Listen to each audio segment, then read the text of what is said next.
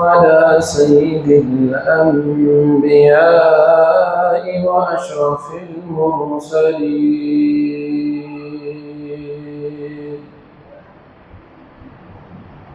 سيدنا محمد وعلى آله وصحبه أجمعين.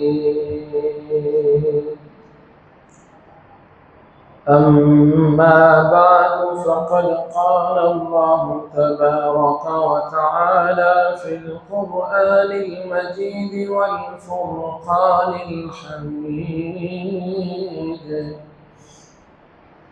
أعوذ بالله من الشيطان الرجيم. بسم الله الرحمن الرحيم.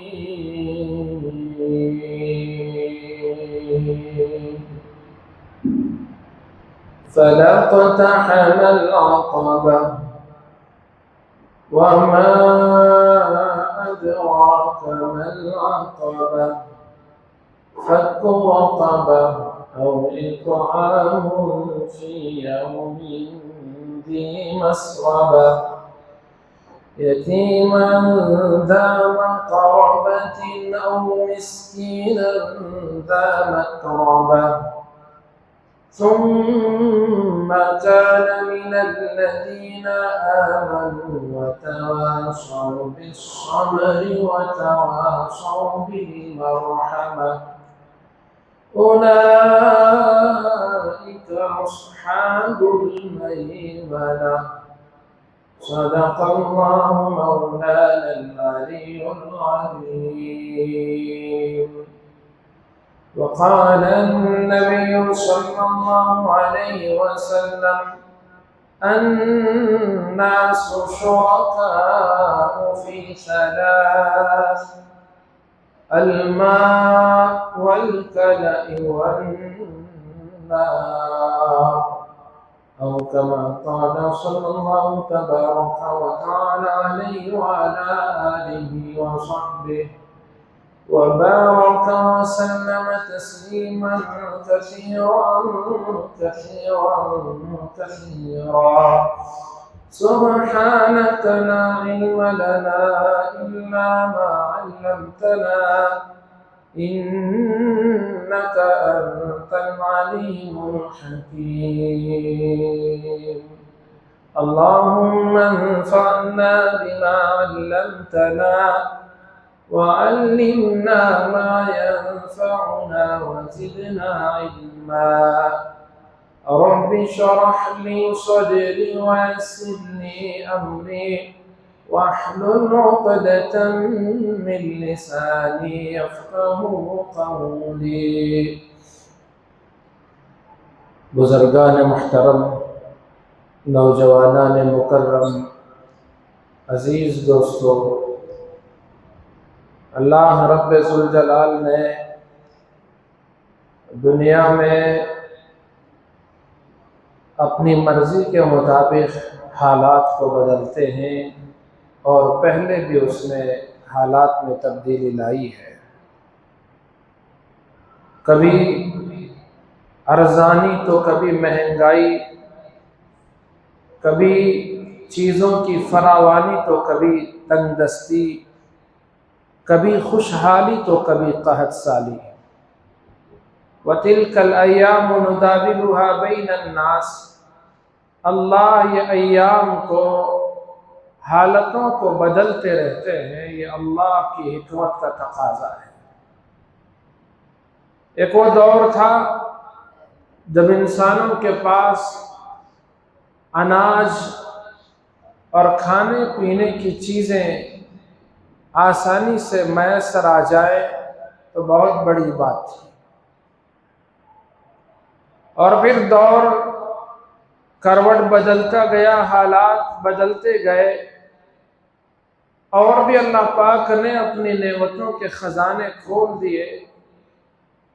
इंसानों की आबादी भी बढ़ी, अल्लाह ने अनाज को भी ऐसे ही आम कर दिया और ज़्यादा मिक़दार में पैदावार होने लगी। गर्चे चीज़ों की महंगाई قیمتیں بڑھتی چلی گئیں، لیکن لوگوں کو ان کی ضرورت کی چیزیں تو وقت پر پہنچنے لگی اور مل جانے لگی،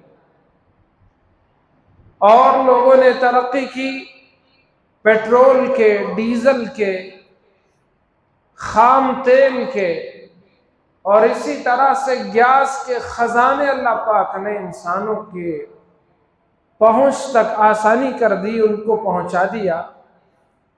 اور جیسے ہی یہ قوتیں ملی، یہ طاقتیں ملی، انسان اور ترقی کرتا گیا۔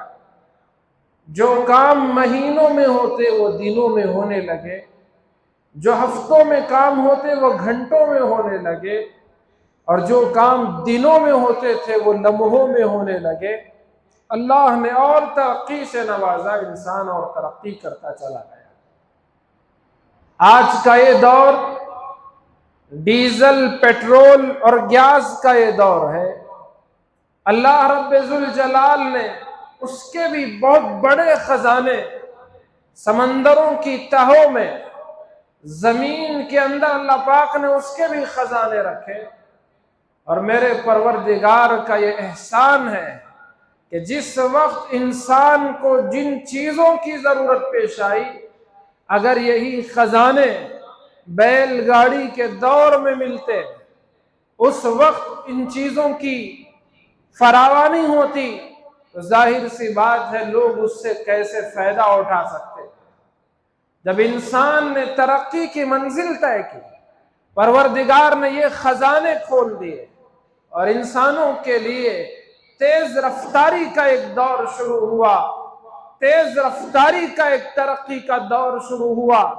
پھر اللہ کے ان خزانوں کے ذریعے لوگ ترقی کرتے چلے گئے، آسمانوں کی سیر کرنے لگے، اور سمندروں میں تیزی کے ساتھ سفر کرنے لگے، اور اسی طرح انسان نے اپنی کمن کو چاند تک پھینک دیا اور وہاں تک ڈال دی، مریخ پر اپنی پہنچ بنا لی۔ دھیرے دھیرے انسان ترقی کرتا چلا گیا، اور اللہ تبارک و تعالیٰ نے گیس، پیٹرول، ڈیزل کے خزانے مسلمانوں کی سرزمین پر رکھ دیا، اور ان کو اس کے ذریعے سے مالا مال کر دیا، پوری دنیا کو ان کا محتاج بنایا کہ آپ کو اگر موجودہ دور کی ترقی چاہیے تو آپ کو مسلمانوں کے پاس ان کے گیس، ڈیزل، پیٹرول کے خزانے لینے پڑیں گے، ان تک تمہیں پہنچنا ہوگا۔ جو لوگ نیک تھے دنیا سے چلے گئے، اور مال کی فراوانی بھی زیادہ ہو گئی، عیاش لوگوں نے ان کی جگہ لی۔ پھر کیا تھا؟ حالات اتنے بدلے، خزانے تمہاری سرزمین میں، لیکن مالک کوئی اور اس کا بن گیا۔ کسی اور کے حکم پر تم پیٹرول نکالو، کسی اور کے اجازت کے بغیر تم ڈیزل نہیں بیچ سکتے۔ حالات اتنی تیزی سے بدل گئے، باوجود خزانے ہونے کے تم دوسروں کے غلام بن گئے۔ اللہ رب ذوالجلال نعمتوں سے سرفراز بھی فرماتے ہیں، اور اگر اس کی ناشکری، نافرمانی میں اضافہ کرنے لگو اور توبہ کے دروازے کو نہ کھٹکھٹاؤ، تو پھر اللہ باوجود سب کچھ دینے کے پھر لوگوں کے غلام بنا دیں۔ یہی حال مسلمانوں کے ساتھ، مسلم ممالک کے ساتھ پیش آیا اور پیش آ رہا ہے۔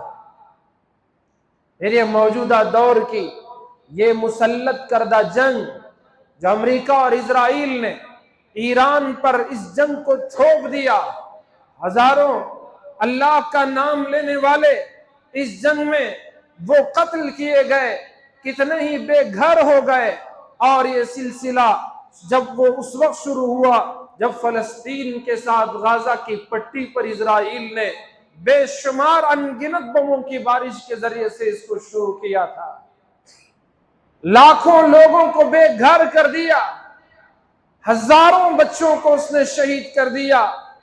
کیا معصوم اور کیا جوان اور کیا بزرگ، اندھا دھند انہوں نے ان پر بمباری کر کے ان کو شہید کر دیا، اور کچھ لوگ تھے جو اس پر تالیاں پیٹ رہے تھے، ان کو اس وقت پتا چلتا اگر وہ بم ان کے گھروں پر گرتا، ان کی اولاد اس میں جل جاتی، ہم تو یہ نہیں چاہتے کہ کسی کے ساتھ ایسا حادثہ پیش آئے۔ اسلام نے جو انسان بے گناہ ہے اس کو قتل کرنے سے اسلام نے منع کیا، قرآن نے منع کیا۔ ہم کسی کی بربادی پر خوش نہیں ہوتے اور ہم کسی کو اپنی طرف سے برباد کرنا بھی نہیں چاہتے اور برباد ہوتے دیکھنا بھی پسند نہیں کرتے۔ اسلام تو امن کا مذہب ہے، امن سکھاتا ہے، سلامتی کی تعلیم دیتا ہے۔ اس نے کہا، رسول اللہ صلی اللہ علیہ وسلم نے ارشاد فرمایا، المسلم من سلم المسلمون من لسانہ ویدہ، مسلمان کی شان یہ ہے کہ اس کے ہاتھ اور زبان سے مسلمان محفوظ رہے۔ المؤمن من امنہ الناس بوائقہ، ایمان والے کی شان یہ ہے کہ پوری دنیا کے انسان اس سے امن محسوس کرے، محفوظ رہے، اپنے آپ کو محفوظ سمجھے، تب جا کر ایک مومن کہلانے کے قابل بنتا ہے۔ لیکن جو لوگ مسلمانوں پر حملہ کریں، اسلام پر انگلیاں اٹھائے، اسلام کے احکامات پر انگلیاں اٹھائیں اور بے جا ظلم اور تشدد برپا کرے، ظلم و ستم کے پہاڑ ڈھانے لگے، تو پھر اہل اسلام کو، ایمان والوں کو بھی اجازت ملتی ہے کہ اپنا دفاع کریں۔ یہ دنیا کے ہر مذہب کا، ہر قوم کا یہی خیال ہے اور ہر ایک کی یہی تعلیمات ہے کہ جب تمہارے اوپر کوئی چڑھ دوڑنے کی فکر کرے، جب تمہارے اوپر کوئی حملہ آور ہو جائے، اپنا دفاع تو کرو۔ اللہ رب ذوالجلال نے جتنی مخلوق دنیا میں پیدا فرمائی، سب کے اندر سیلف ڈیفنس کا ایک مادہ رکھا ہے۔ کسی کے اندر ایسی ہوا ان کے اندر رکھی جو ایک زہریلی قسم کی ہوتی ہے، جب سامنے والا حملہ آور ہوتا ہے تو وہ اپنی طرف سے وہ ہوا خارج کرتا ہے جو زہر آلود ہوتی ہے۔ کسی کے اندر دانتوں میں زہر رکھا، اس کے ذریعے سے وہ ڈسے تو پھر وہ سامنے والے کی ہلاکت کا ذریعہ بن جائے۔ کسی کے دم میں زہر رکھ دیا، کسی کے کانٹے میں زہر رکھ دیا، کسی کے جیب میں زہر رکھ دیا۔ اللہ نے مختلف قسم کی مخلوق کو مختلف قسم کا اپنے دفاع کرنے کا ملکہ رکھا۔ تو یہ عام بات ہے، جب کوئی کسی اور کو نقصان پہنچانا چاہے تو اس کو حق بنتا ہے کہ وہ اپنے نقصان کا دفاع کرے، اپنے آپ کو بچانے کی فکر کرے، مقابلے کے لیے سامنے آ جائے۔ یہی اسلام نے بھی قانون بنایا، یہی پوری دنیا کے ہر ملک کا قانون اور آئین یہی ہے کہ جب کبھی تمہاری دھرتی پر کوئی قبضہ کرنا چاہے، تمہارے اوپر ظلم کرنا چاہے، تمہیں نقصان پہنچانا چاہے، تو پھر تمہیں اختیار ہے کہ تم اس کا دفاع کرو۔ حالانکہ شیعہ مسلمانوں سے عقائد میں ہمارا اختلاف ہے، فروعی مسائل میں ہمارا اختلاف ہے۔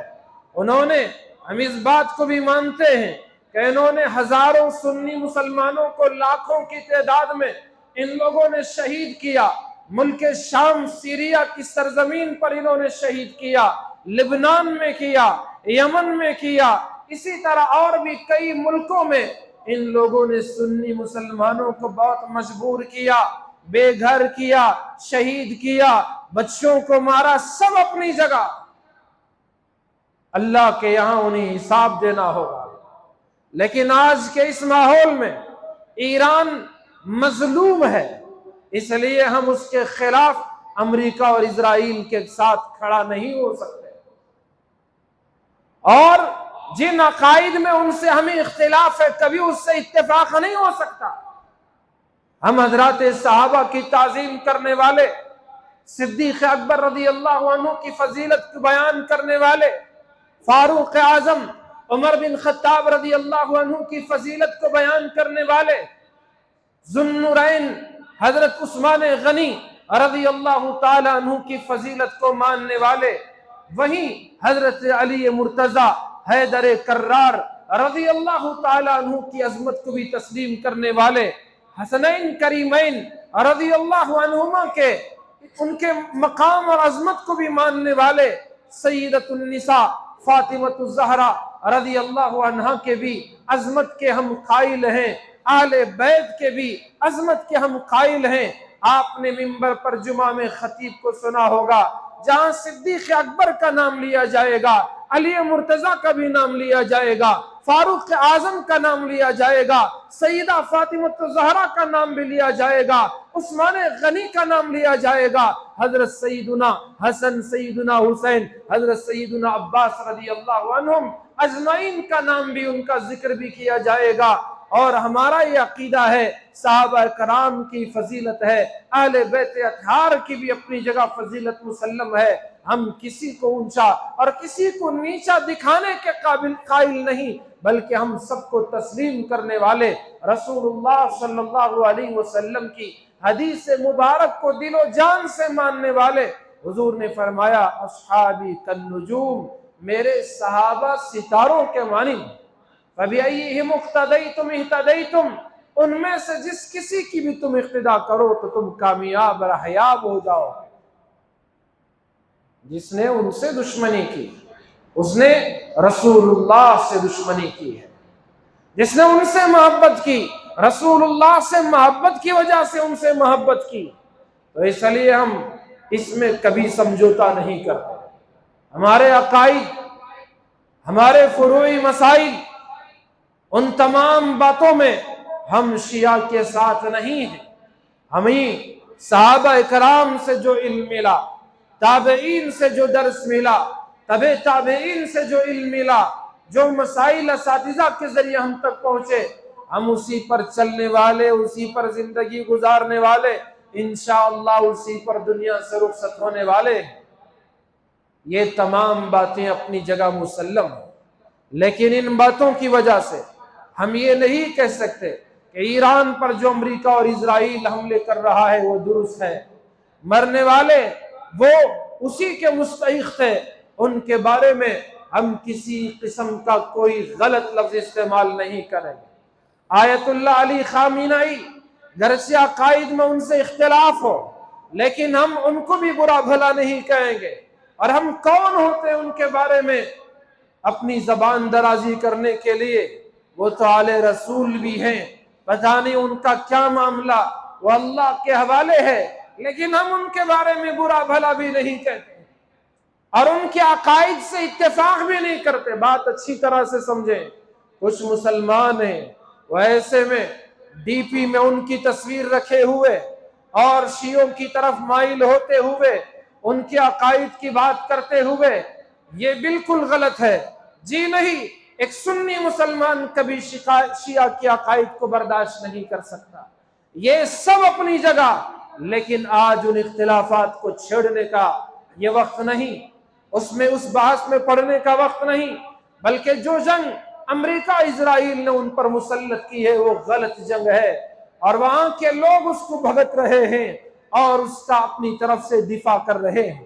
غرض اس جنگ کی وجہ سے تیل کے خزانے، پیٹرول اور ڈیزل کے خزانے جو دنیا تک پہنچتے تھے، وہ گیس کے خزانے جو دنیا تک آسانی سے پہنچتے تھے، ہماری دکانوں، ہماری ہوٹلوں، ہمارے گھروں تک آسانی سے پہنچتے تھے، اس پر اب ایک قسم کی عجیب کیفیت، عجیب حالات آ گئے۔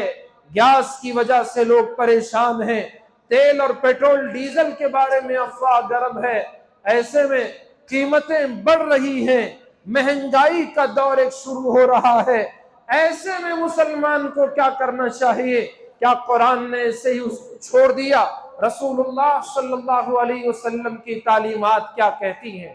یاد رکھیں، ایسے وقت میں گیس کو ذخیرہ کر لینا، پیٹرول کا ذخیرہ بنا لینا، اپنے لیے خاص کر لینا، اور کچھ دکاندار جو گیس بیچنے والے، گیس کا پمپ چلانے والے اور پیٹرول ڈیزل بیچنے والے، کہیں ایسا نہ ہو کہ اگر اس کو ذخیرہ کر کے رکھیں اس انتظار میں کہ کل مہنگائی آئے گی، لوگوں کو ضرورت زیادہ پیش آئے گی، کل ان کو اچھی قیمتوں میں بیچا جائے گا۔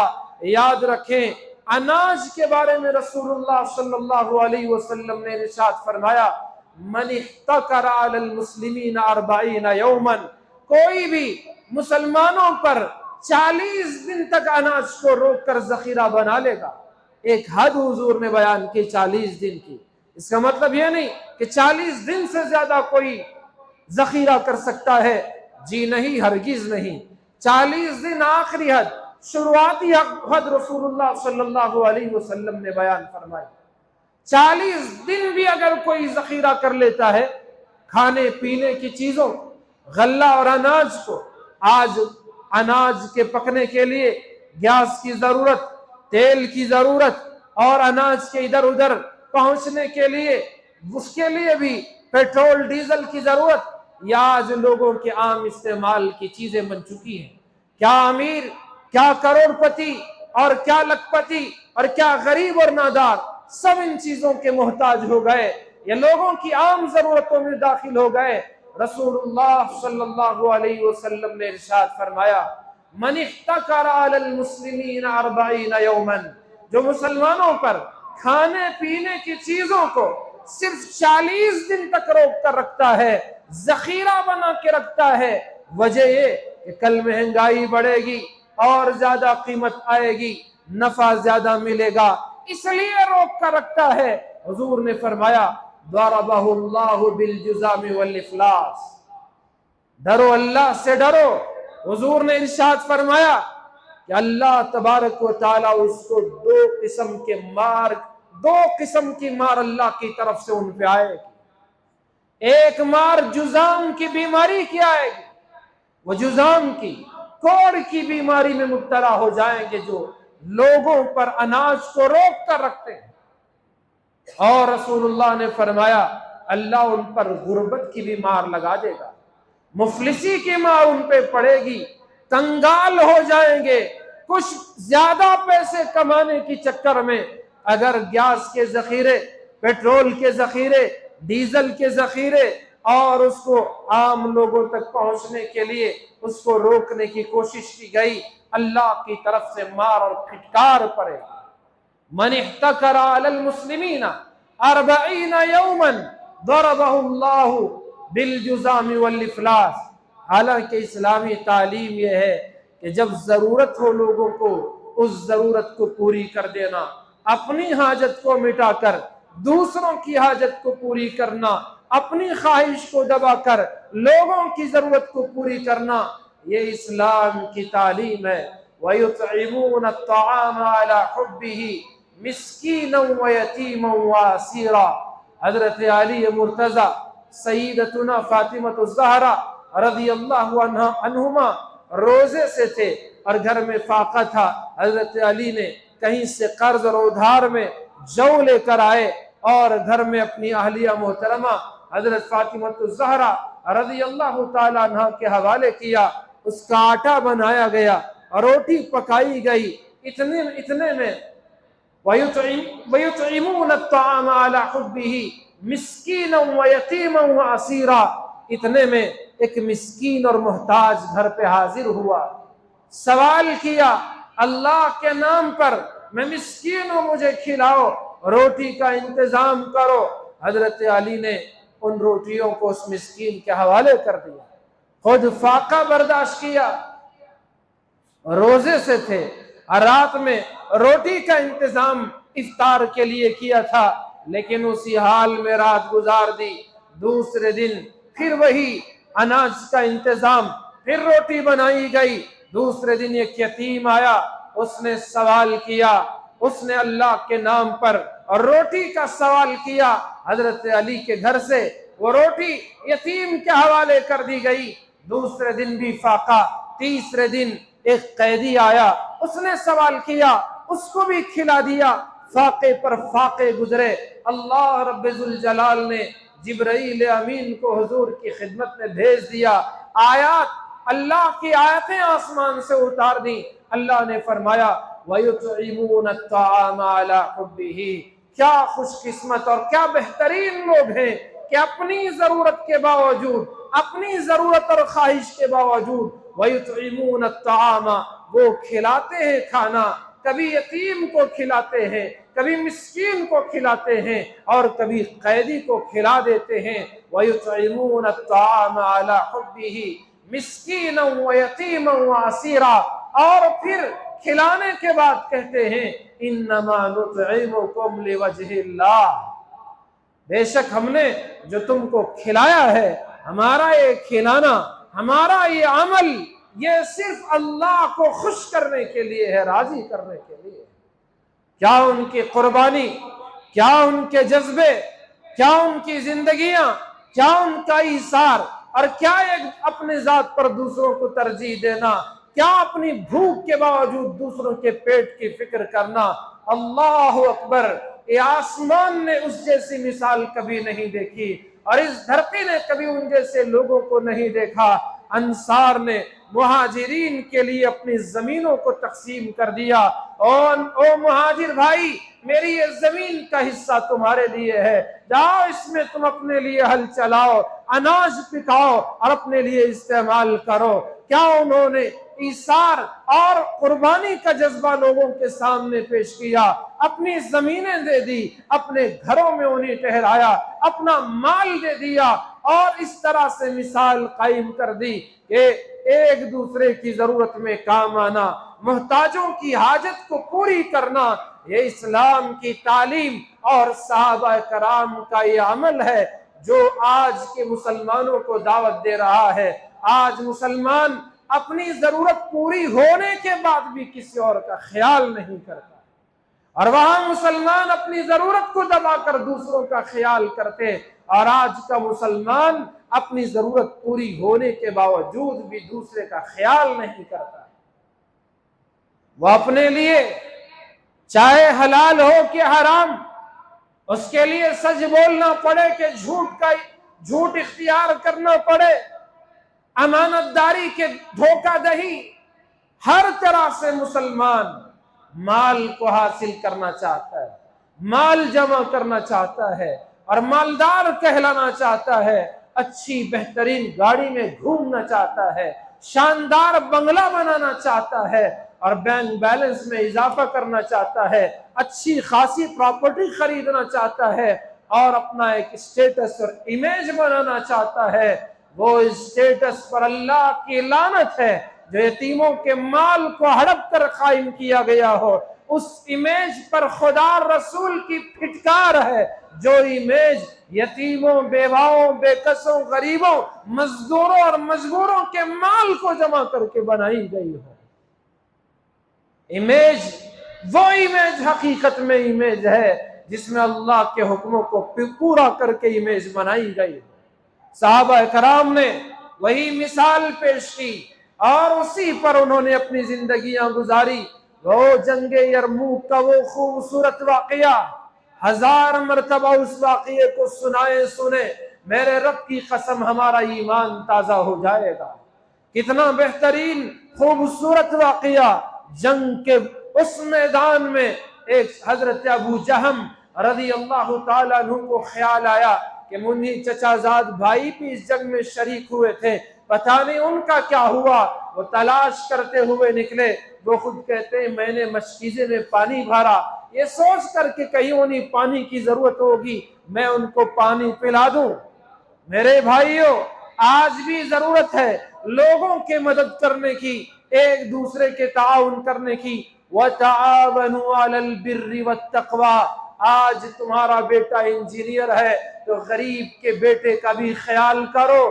آج تمہارے بیٹے نے اچھی تعلیم حاصل کی ہے، پڑوس میں جو غریب کے بچے ہیں ان کی تعلیم کا بھی آج خیال کرو۔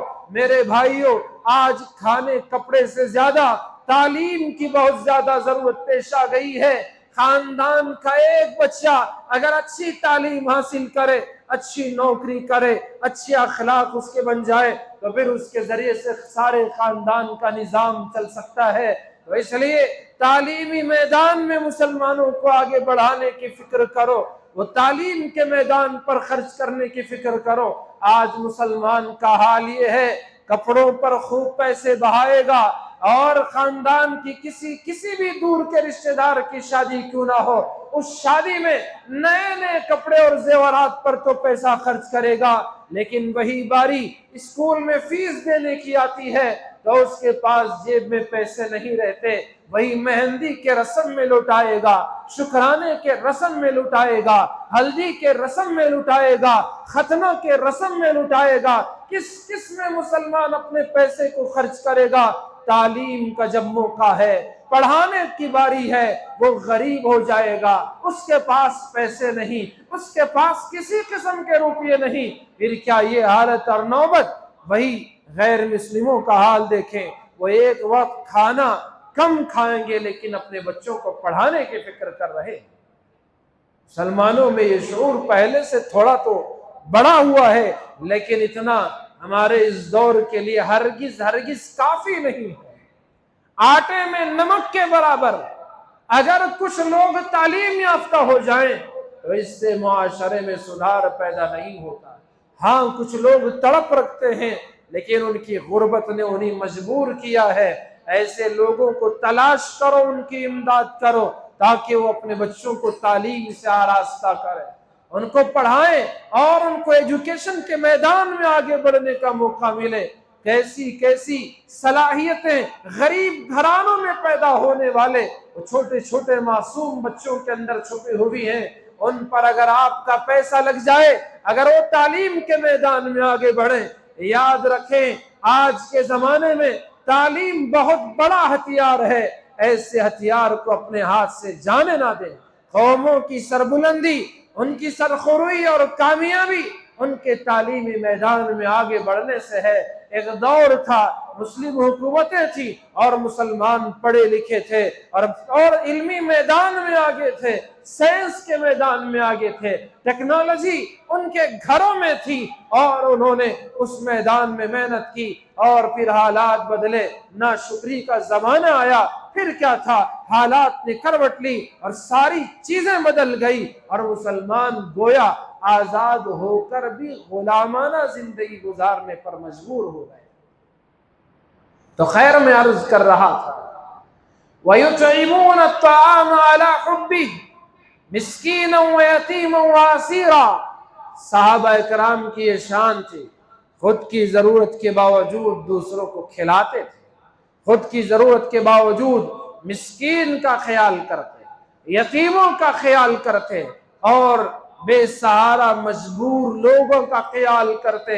اللہ رب ذوالجلال نے قرآن مجید میں ارشاد فرمایا فَلَقْتَحَمَ الْعَقَبَةَ، وہ گھاٹی کو چھلانگ نہ لگایا، گھاٹی کو وہ نہیں کودا۔ فَلَقْتَحَمَ الْعَقَبَةَ، پھر اللہ پوچھتے ہیں وَمَا أَدْرَاكَ مَا الْعَقَبَةُ، کیا ہے گھاٹی، آپ کو پتا ہے؟ یعنی جس طرح سے گھاٹی دو پہاڑوں کے درمیان جو گھاٹی کا راستہ ہوتا ہے وہ لوگوں کی نگاہوں سے، دشمنوں کی نگاہوں سے بچ کر گزرنے کا راستہ ہوتا ہے، تو اسی طرح دنیا میں گناہوں سے چھلانگ لگا کر آگے بچ نکلنے کا راستہ اللہ نے تشبیہ دے کر بیان کیا۔ فَلَقْتَحَمَ الْعَقَبَةَ، اس نے چھلانگ نہیں لگائی، گھاٹی کی چھلانگ نہیں لگائی، گھاٹی سے ہو کر نہیں گزرا۔ پھر اللہ پوچھتے ہیں وَمَا أَدْرَاكَ مَا الْعَقَبَةُ، کیا آپ کو پتا ہے کیا ہے وہ گھاٹی؟ اللہ نے اس کو بیان کے واضح کیا فَكُّ رَقَبَةٍ، وہ گردن آزاد کرنا، یعنی غلاموں کو آزاد کرنا۔ غلام اپنی غلامی کی زندگی میں مجبوری کی زندگی گزار رہا ہوتا ہے، اگر اسے کوئی مدد کر کے، جو صحابہ کے زمانے میں جب اسلام کا شروعاتی دور تھا، لوگ اس سے پہلے سے عرصے دراز سے لوگ جنگ میں جو قیدی ہو کر آتے ان کو غلام کی حیثیت سے وہ اپنے پاس رکھتے تھے اور ان کے خرید و فروخت کا بھی ایک سلسلہ چلتا تھا۔ پھر اسلام نے مہربانی کی، دھیرے دھیرے یہ غلامی کا دور ختم ہوا، تو اللہ نے فرمایا فَكُّ رَقَبَةٍ، سے غلاموں کو آزاد کرنا، گویا کہ گھاٹی سے چھلانگ لگانا اور پار کرنا ہے، بچا کر نیکی کے راستے کی طرف آ جانا ہے۔ فَكُّ رَقَبَةٍ أَوْ إِطْعَامٌ فِي يَوْمٍ ذِي مَسْغَبَةٍ، اور اللہ نے فرمایا یا کھانا کھلانا، کس دن میں؟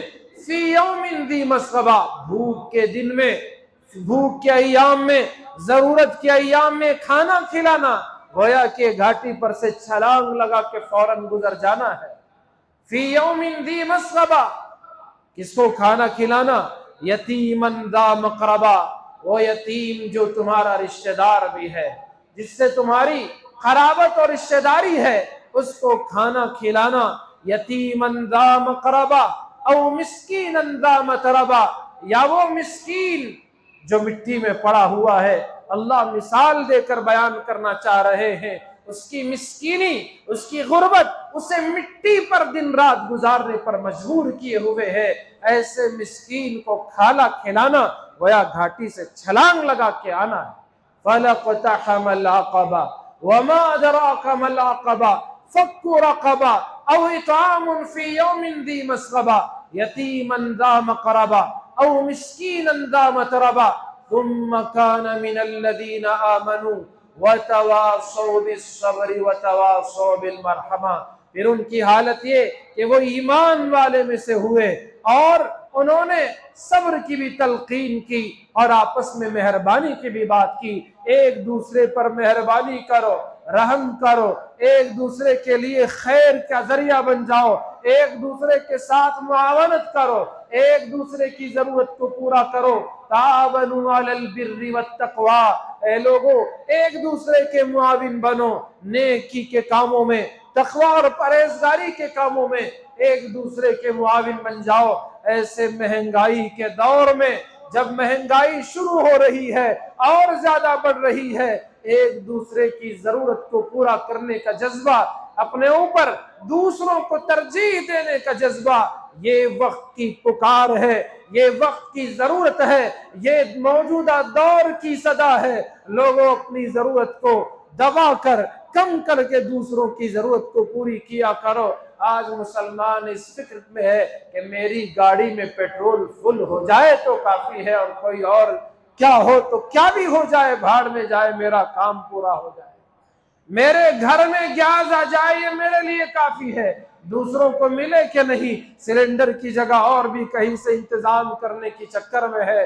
वो अल्लाह रब्बुल आलमीन जिसके पैगंबर ने ये ईसार और कुर्बानी का जज्बा उम्मत को सिखाया, सहाबा कराम ने ईसार और कुर्बानी के जज्बे को अपनाया।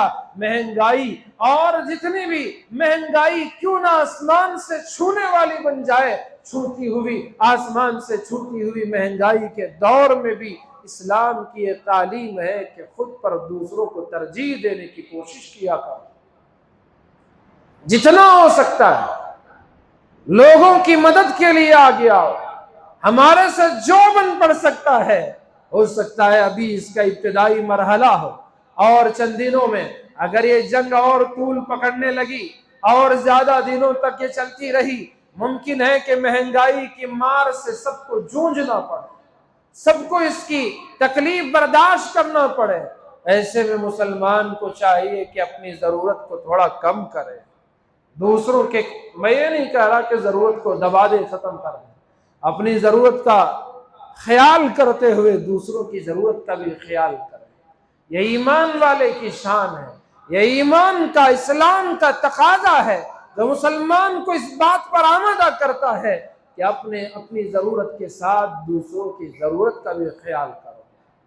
तो मैं अर्ज कर रहा था, ग़ज़वा जंगे यरमूक में हजरत अबू जहम रदी अल्लाह ताला अन्हु फरमाते हैं, मैंने पानी लिया, मशकीज़ा लिया, पानी से भरा हुआ, और तलाश करता हुआ अपने चचाजाद भाई के पास पहुंचा। हालत ये थी कि अभी जान निकलना बाकी था, बहुत ही ज्यादा जख्मों से चूर वो मैदान कारजार में पड़े हुए थे। मैंने उनसे पूछा क्या पानी पिलाऊं? उन्होंने जबान से कहने की भी उन्हें ताकत नहीं थी, इशारे से कहा कि हाँ पानी पिलाना चाहिए।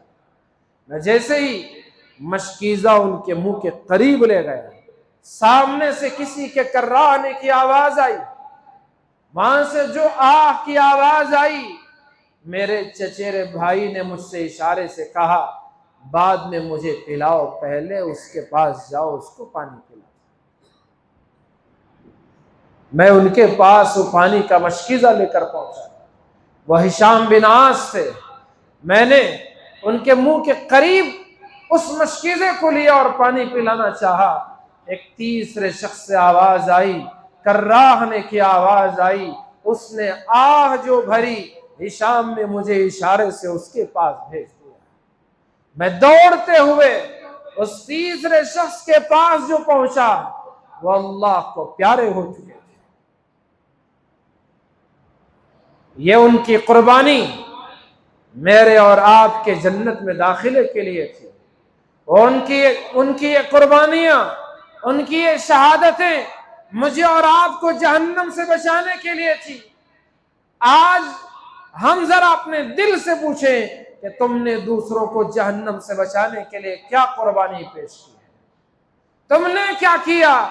میں نے دوسروں کو جنت میں پہنچانے کے لیے، جنت کا راستہ دکھانے کے لیے میں نے اپنی ذات سے کیا کیا، کیا قربانی دی؟ ہر ایک اپنے آپ سے سوال کرے۔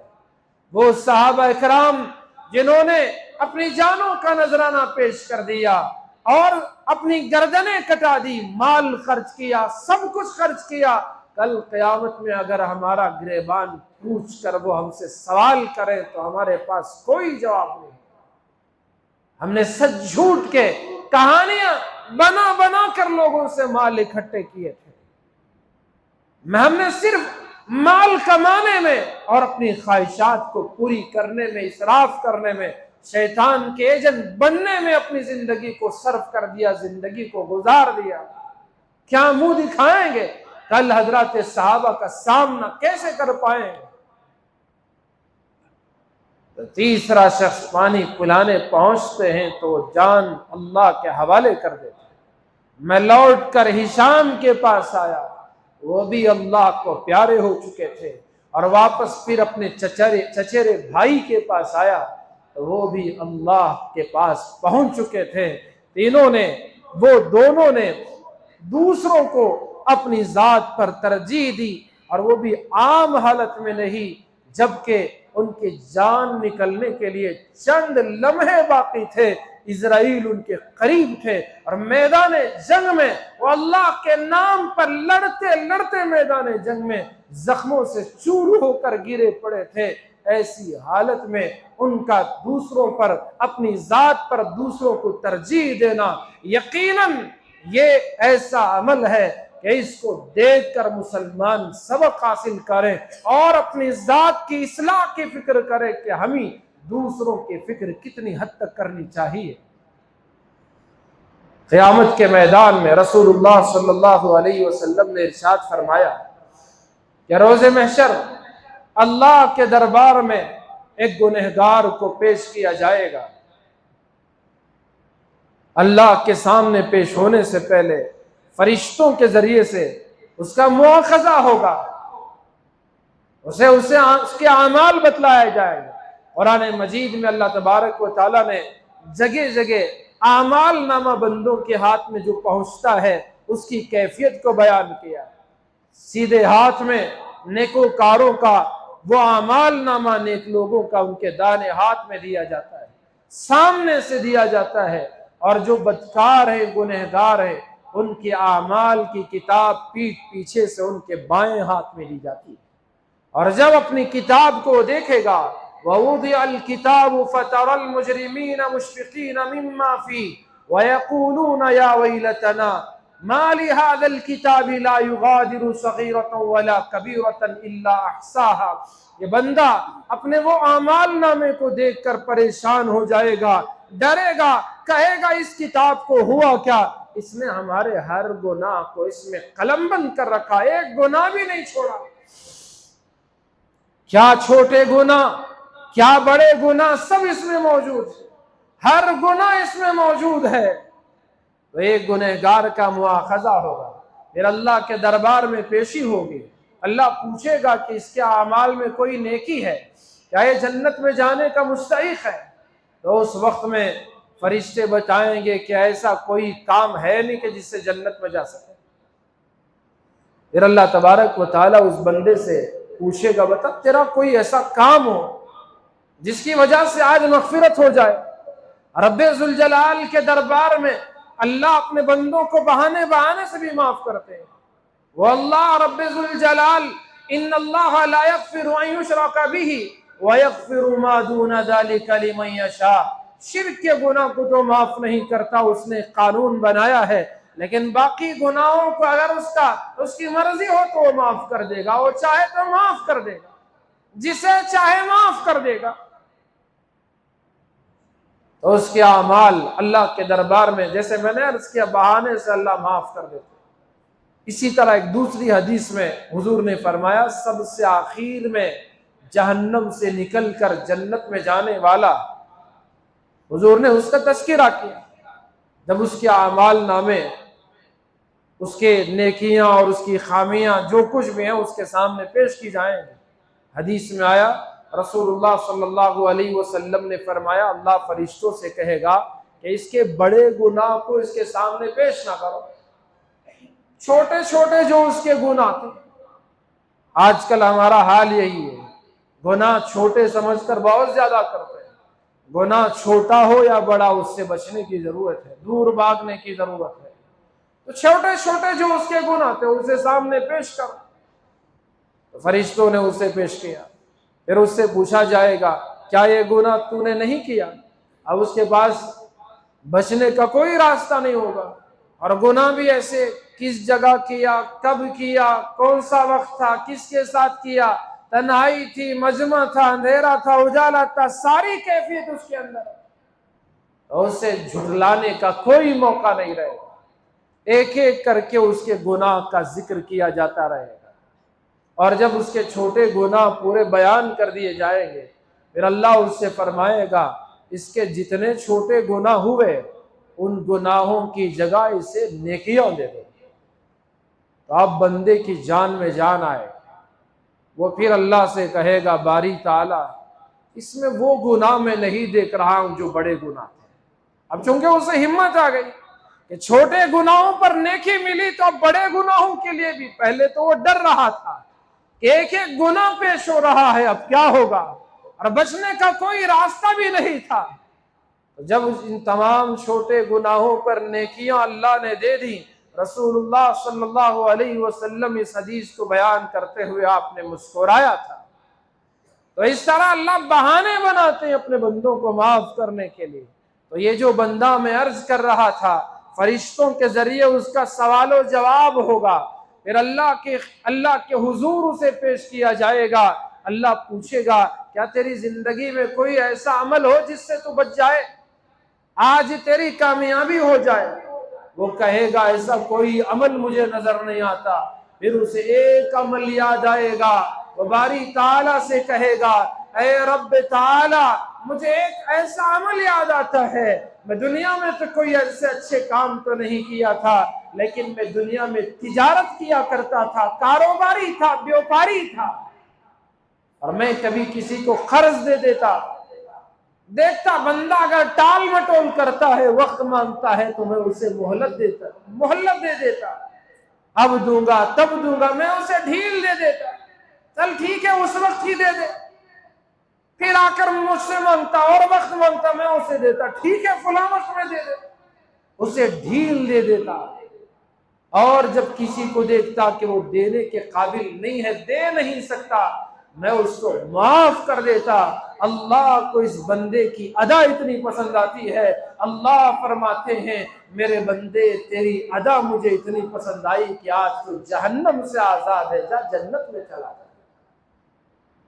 تو یہ لوگوں کے ساتھ نرمی کا معاملہ کرنا، لوگوں کے ساتھ مہلت کا معاملہ کرنا، لوگوں کو اگر دینے کی طاقت نہیں تو معاف کر دینا اللہ کو پسند ہے۔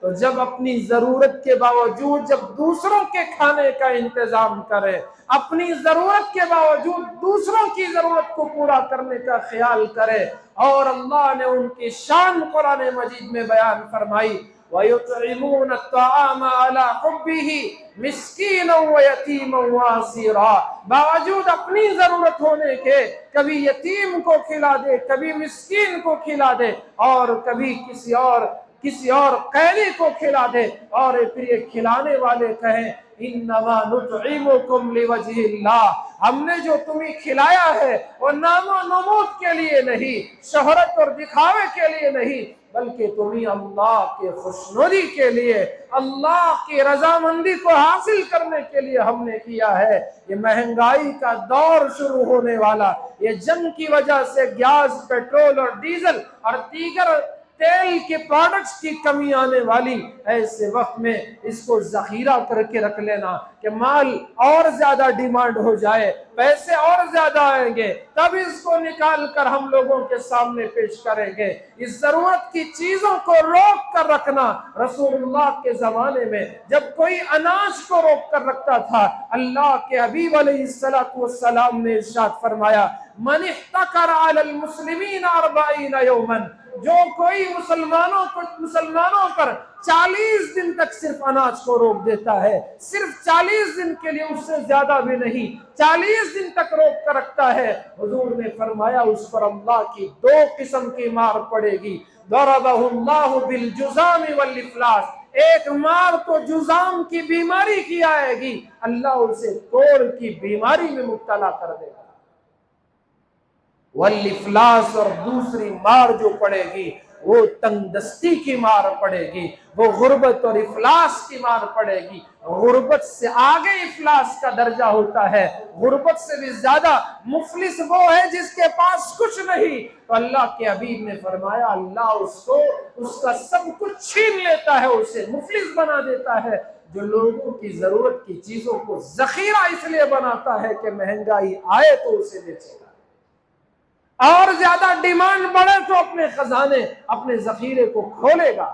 کتنے مسلمان ہیں کبھی پیاز کی ڈیمانڈ بڑھے، پیاز کے وہ گوڈون بھر لیتے ہیں، کبھی لہسن کے گوڈون بھر لیتے ہیں، اور کبھی دیگر چیزوں کے گوڈون بھر لیتے ہیں۔ یاد رکھیں ضرورت کے وقت میں، عام لوگوں کی ضرورت کے وقت میں اگر تم نے اس طرح کا کام کیا تو پھر اس کی وجہ سے اللہ اور اس کے رسول کی لعنت کے مستحق بن جاتے ہیں۔ آج ضرورت ہے کہ اپنی جتنی ضرورت ہے اتنا تو خیال کرو، ہم یہ ہرگز نہیں کہہ رہے کہ اپنی ضرورت کو دبا کر دوسروں کی ضرورت کا خیال کرو۔ یہ صحابہ کا ایمان تھا، یہ ان کا ایثار تھا، یہ ان کی قربانیاں تھی کہ وہ بھوک رہتے ہوئے بھی دوسروں کا خیال کرتے تھے۔